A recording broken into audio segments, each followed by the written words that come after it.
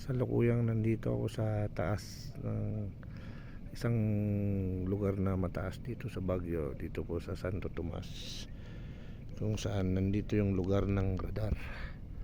At ito po ang itsura ng Baguio City paggabi. Yan po.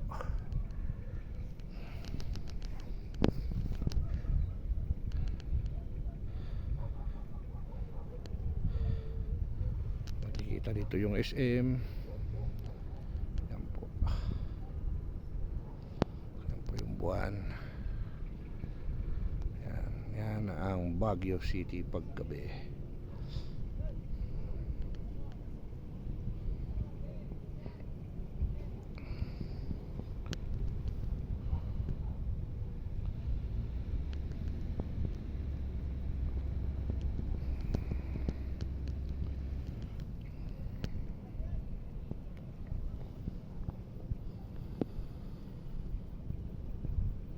Yun po yung maliwanag dun sa sentro.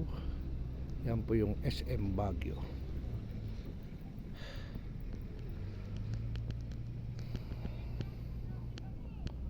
Sa parting kanan, yan po yung Itogon.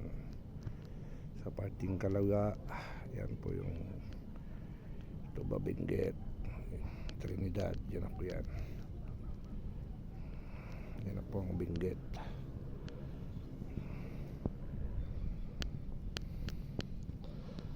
Hindi po nakikita yung radar kasi madilim na po.